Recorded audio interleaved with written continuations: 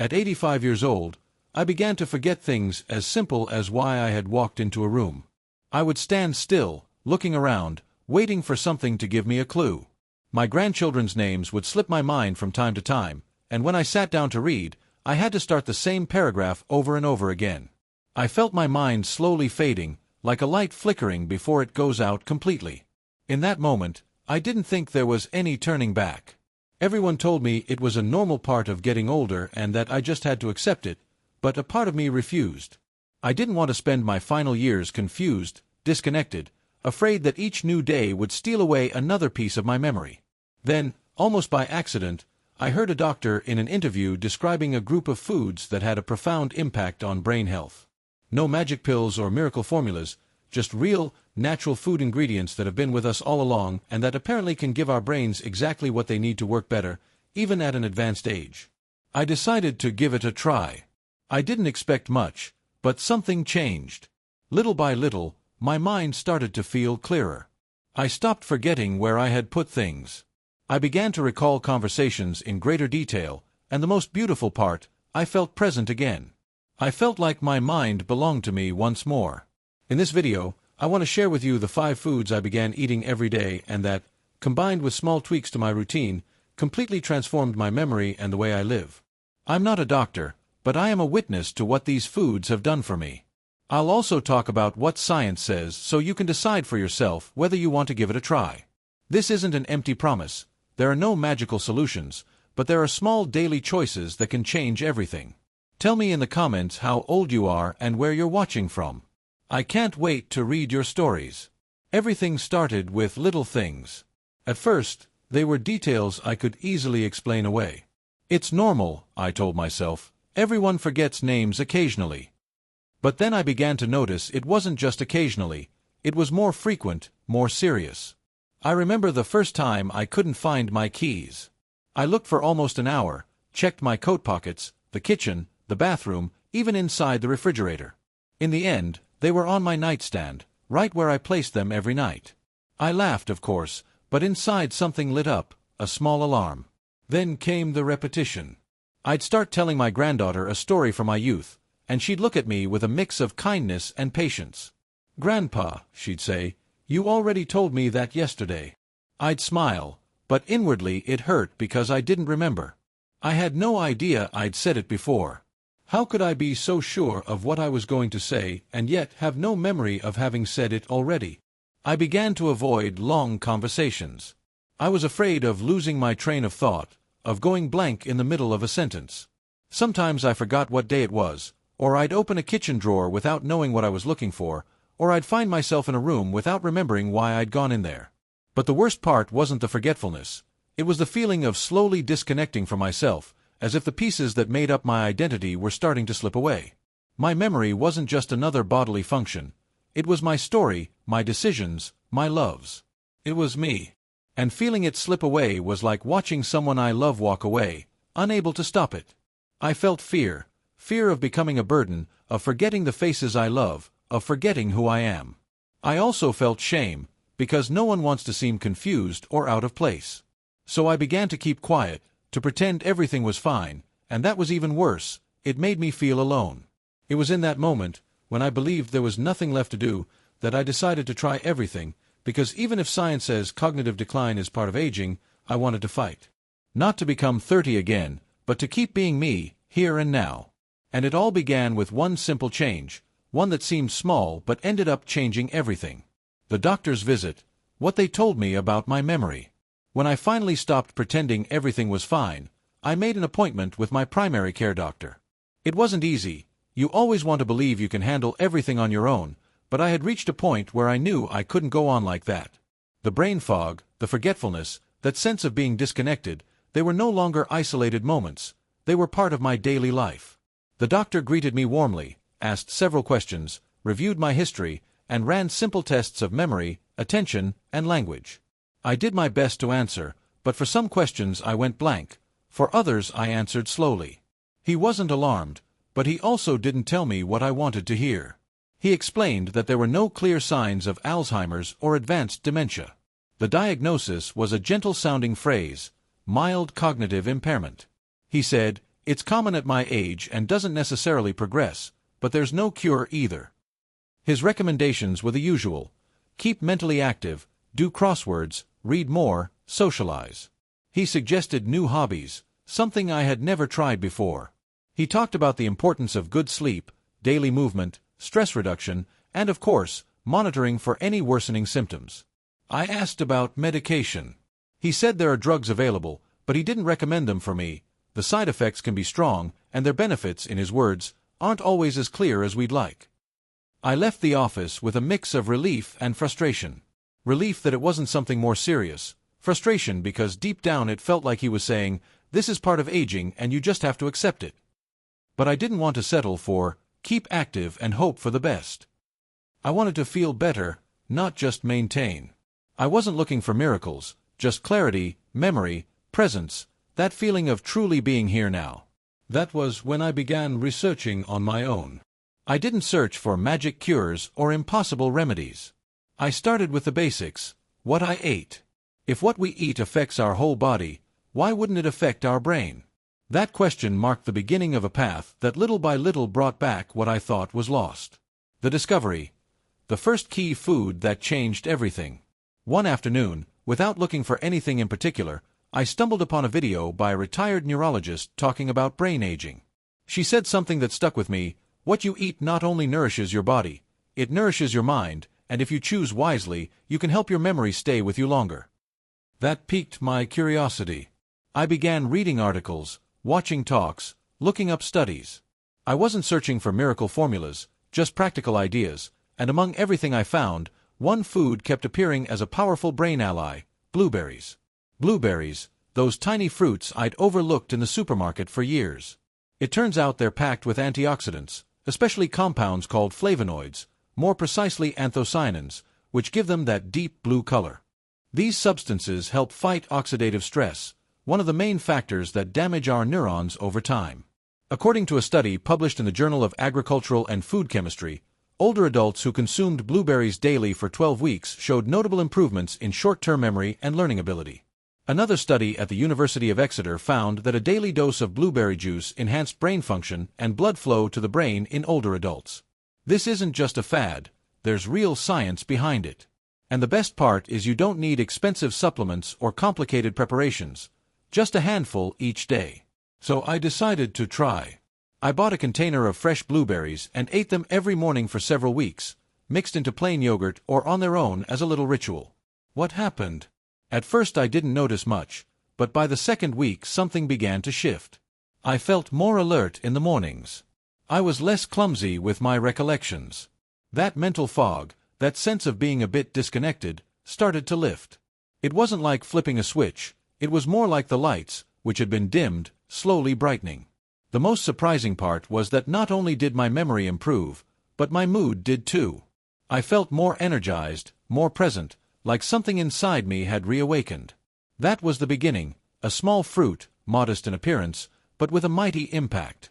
From there, I knew I had to keep exploring. If just one food could do that, what might happen if I added more allies? My new dietary routine. How the change began. When I decided to take my memory seriously, I realized that occasional healthy meals weren't enough. The key was routine, what you do every single day without fail, because what you do consistently is what ultimately transforms your body and your mind. So I started with the most basic meal, breakfast. Before, my breakfast was a cup of coffee and maybe a cookie, nothing more. But then I replaced it with something that truly nourished my brain. The first change was making blueberries the centerpiece, not just an extra. My typical breakfast now is simple. Plain yogurt, unsweetened, with a good spoonful of chia seeds, a sprinkle of chopped walnuts, and a generous handful of blueberries. Sometimes I also add half a ripe banana for quick energy and potassium. This takes me less than 5 minutes to prepare, yet the difference in how I feel is enormous. The important part was setting a fixed time. I get up every day at 8 o'clock, even on weekends, and eat breakfast before 8:30. No pushing it back, no waiting for hunger. Starting the day with this kind of meal not only keeps me satisfied but gives me mental clarity all morning. I noticed I no longer experienced those blank moments. Words came more easily, ideas flowed faster. Even small things like remembering the page I left off in my book last night or where I'd put my keys stopped being a problem. One morning, for instance, my grandson called asking for his mother's phone number because he'd lost it in his phone. In the past, I would have paused, rifled through papers, or said, "Hold on a moment while I find it." But that day, without thinking, I recited it from memory. I remembered it effortlessly, like in the old days. That moment marked me, not because it was some great achievement, but because it made me realize I was regaining something I thought was gone forever. And the best part was it wasn't due to a pill or an expensive treatment. It was a simple, natural, daily routine. Of course, it wasn't just breakfast. I also paid attention to the rest of my meals. Less sugar, less white bread, more vegetables, more healthy fats. But the starting point was that first meal of the day. That's where it all began. If you're experiencing something similar, if you feel your mind isn't what it used to be, don't underestimate the power of a well-planned dietary routine. It may seem small, but it can make a huge difference. Second essential food. The brain's silent protector. After seeing the effects of blueberries, I felt I was on the right track, but I knew one powerful food alone couldn't do all the work. So I kept researching, reading more, watching interviews with neurologists, nutritionists, and longevity experts. One pattern emerged again. Healthy fat is fundamental for the brain. That's when I discovered my second great ally, avocado. Yes, avocado, the creamy green fruit I had long regarded as a luxury or reserved for certain recipes. It turns out to be one of the brain's most silent yet potent protectors. Avocado is loaded with monounsaturated fats, which help improve blood circulation and keep our arteries clean and healthy. Why is that important for memory? Because a well-perfused brain is a brain that receives the oxygen and nutrients it needs to function at its best. It also contains vitamin E, an antioxidant, and potassium, which helps regulate blood pressure. All these factors reduce the risk of long-term cognitive decline. Studies even suggest that people who eat avocado regularly have better attention, concentration, and mental processing speed. I started with half an avocado a day, no more. Sometimes I'd put it on a slice of whole grain toast with a squeeze of lemon. Other times I'd toss it into a salad with tomato, onion, and a drizzle of olive oil. I even learned to make a smoothie with avocado, banana, and a bit of plant-based milk. Healthy, creamy, and surprisingly delicious. What surprised me most was how quickly my family noticed a change. One day my daughter said, "Dad, you seem more alert lately, more cheerful, more focused." And my granddaughter, who used to get frustrated when I forgot the stories I told her, hugged me after one tale and said, "You remembered the whole thing." In that moment, I knew I wasn't imagining things. There was a real difference. Avocado wasn't a magic bullet, but it was a powerful tool. Not only did I feel mentally sharper, but my mood improved too. Less irritability, fewer silly forgettings, more desire to chat, to go for walks, to read a book without losing my place. And the best part? It's not expensive. You don't need to eat it every day. 3 or 4 times a week is enough, but consistency is key, because what you protect today protects your mind tomorrow. That's how avocado, this silent protector, earned a place in my routine, and with it, I discovered that the path to a clearer mind isn't made of grand gestures but of small habits that over time change everything. The brain needs fat, the good kind. Third key food. The brain needs fat, the good kind. For years, I was afraid of fats. I had been taught that anything fatty was bad, that it raised cholesterol, made you gain weight, and had to be avoided at all costs. So for a long time I cut them out of my diet completely. What I didn't know was that by doing so, I was also depriving my brain of its most essential fuel for working well, because the brain is made largely of fat, and to keep it youthful, active, and full of healthy connections, it needs the right kinds of fats. That's when I began to add the third key food into my routine: nuts, in particular walnuts and almonds. Walnuts are in many ways the perfect food for the mind. Not only do they look like little brains, but they also contain omega-3 fatty acids, antioxidants, vitamin E, magnesium, and polyphenol. All of these compounds work together to protect neurons, strengthen synaptic connections, and enhance communication between brain cells. Almonds, on the other hand, are rich in monounsaturated fats, protein, and essential minerals. They're like a clean-burning fuel that the brain can use to perform better, especially as one grows older. I remember feeling skeptical at first that something so small could make such an impact, but over time I noticed the change. I began to recall more details from my childhood, exact dates, conversations with my parents, the scent of the kitchen when I was a boy. It wasn't that those memories had vanished. It was as if my mind could suddenly flip on the lights in those rooms of the past. One morning, while chatting with my grandson, I blurted out my fourth-grade teacher's full name without even thinking. Then I remembered a song we used to sing in class. It wasn't an effort, it just flowed as if that memory had been waiting to be summoned. That, to me, was a gift. I started taking a small handful of nuts each day, nothing excessive, 5 walnuts, a handful of almonds. Sometimes I mix them into plain yogurt or snack on them mid-morning. They're portable, require no preparation, and have given me a clarity I honestly didn't expect to regain at my age. And one more thing, I stopped being afraid of the word fat. I learned that it's not about eliminating it, but choosing it wisely. My cholesterol is better than ever, my energy has risen, and that afternoon mental fog I used to feel has vanished. The brain doesn't want extreme diets, it wants balance, nutrition, and consistency. And if this stage of my life has taught me anything, it's that it's never too late to give your body and your mind what they truly need to keep shining. Fourth food, the sweet that heals. Sometimes we think that taking care of our health means giving up pleasure, that to feel good we must stop enjoying ourselves. But over time I discovered that this isn't entirely true. There are sweet things that not only delight the palate but also nourish the body and the brain. For a long time I avoided sweets. I feared sugar, the energy spikes followed by crashes, the guilt after eating something I liked. But one day, while reading an article about brain health in older adults, I came across something that caught my eye: dark chocolate. Not just any chocolate, not the kind loaded with milk, sugar, and additives. They were talking about dark chocolate with at least 70% cacao as a true brain food. Pure cacao contains flavonoids, which are powerful antioxidants. These compounds improve blood flow to the brain, reduce inflammation, and protect neurons from damage caused by oxidative stress. In other words, they help keep the brain younger, more alert, and more resilient. Moreover, cacao stimulates the release of endorphins and serotonin, the substances that boost our mood. It's as if by eating a little good chocolate, the body relaxes and the spirit lifts, and that, in my experience, also helps us remember better, stay more present, and connect more deeply with what's happening around us. I started eating one small square after lunch, just a tiny piece, no more. I let it melt slowly in my mouth, without rushing. It became a moment I gifted myself each day. Over time, I felt the change. Less afternoon anxiety, more focus when reading, more enthusiasm when I sat down to write memories in my journal. But the sweetest moment came one afternoon at home with my grandchildren. We had a simple snack: fruit, nuts, and a few squares of dark chocolate. We sat together on the terrace. They asked me questions and I told them stories.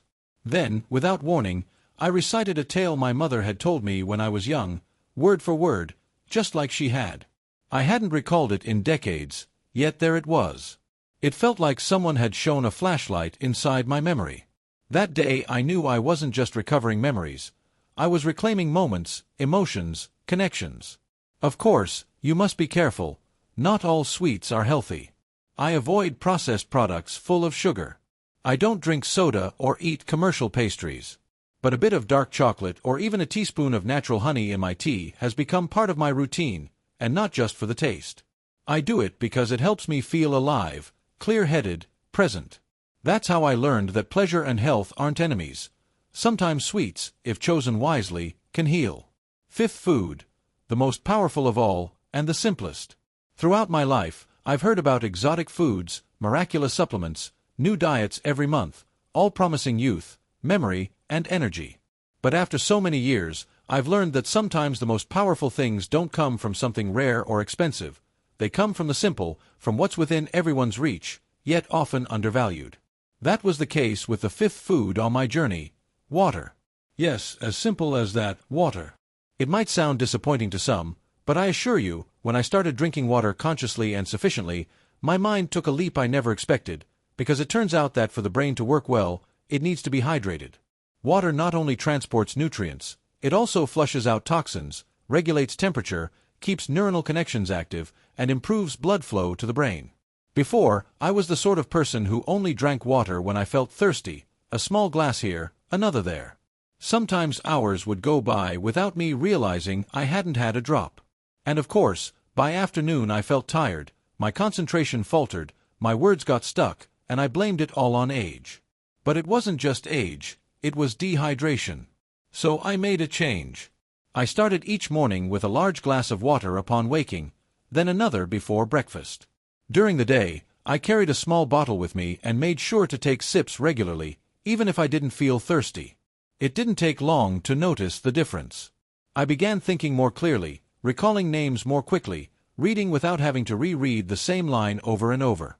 I felt more alert.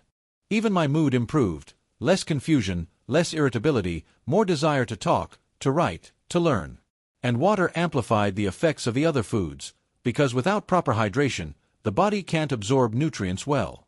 The good fats, the avocado's vitamins, the cacao's flavonoids, they all needed the right environment to work, and water provided that fertile ground.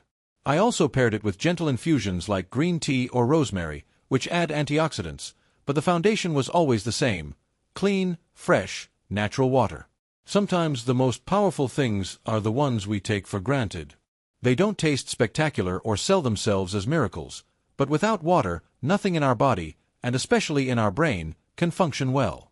Today, if you ask me which food has transformed my mental clarity, energy, and desire to keep learning the most, I'll tell you without hesitation: water, because it's the base. It's the beginning of everything. And the best part is it's there for you, for me, for all of us. Changes I didn't expect beyond memory. When I first made these changes, my only goal was to recover my memory, to recall names without effort, not misplace my keys, follow a conversation without getting lost halfway through. But what happened was deeper, more transformative than I imagined, because these foods didn't just awaken my mind, they awakened something inside me that had been dormant. First, I noticed my mood shift. I used to wake up on some mornings feeling unwilling to get out of bed, drained, as if every day was a repeat of the last. But over time, I began to feel more uplifted, more curious. I woke up with a new kind of energy, that little spark you feel when you have something to do, something to discover. Mental fatigue also started to fade. Previously, after reading a bit or watching the news, my head felt heavy, as if my mind tired faster than my body. That changed. I read entire books again without needing to reread each paragraph. I started writing in my journal. My thoughts flowed more freely. And sleep, what a wonder! For a while, I slept poorly, waking multiple times at night, struggling to fall back asleep, only to wake in the morning more tired than when I'd gone to bed. But after improving my diet, hydrating properly, and adding these nutrient-rich foods, my rest improved. It wasn't immediate, but it was steady. Now I sleep more deeply, more peacefully, and wake up renewed. I also noticed stress and anxiety, which sometimes accompanied me for no apparent reason, begin to recede. They didn't vanish entirely. After all, I'm still human, but they no longer ruled my days. I feel more balanced, more at peace. And the most beautiful part of all this is that I reconnected with the world. I began to participate more in conversations, to take renewed interest in what's happening around me, to recall things to share with others without fear of stumbling. I even dared to learn new things. Not long ago, I took a short online history course that I enjoyed like a child. Memory was the first engine, but the benefits went much further, because when you care for your mind, you care for your spirit. You open yourself to the present. You start truly living again. And that, at any age, is a gift. What I learned after everything. At 85 years old, I thought my time of lucidity was slipping away, that it was normal to forget names, lose track of a conversation, or stand silent unable to recall why I'd entered a room. I believed it was the beginning of the end, that the mind, like the body, was slowly fading.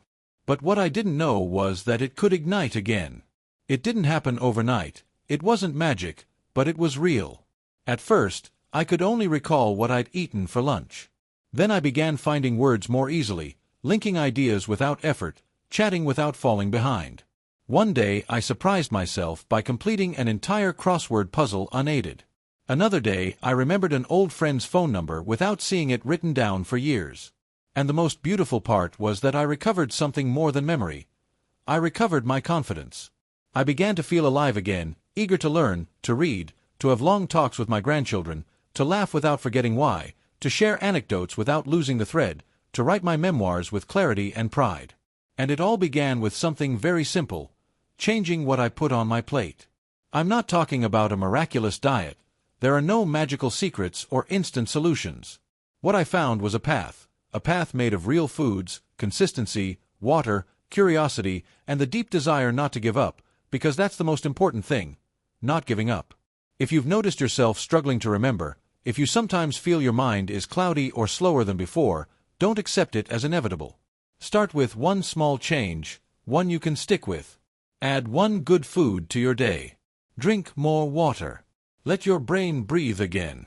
I did it at 85, and if you're 60, 70, 90, or older, you can do it too. What I learned is that it's never too late to awaken the mind, never too late to take care of yourself, to regain clarity, to feel that spark once again. We may not be who we were at 20, but we can feel alive, alert, and present once more. My story isn't unique, it's a possibility, and it's there for you too. And you, have you noticed changes in your memory lately? Maybe you struggle to find certain words? Perhaps you forget little things from day to day, or you simply feel your mind doesn't work as it used to. You're not alone, and most importantly, you're not without options.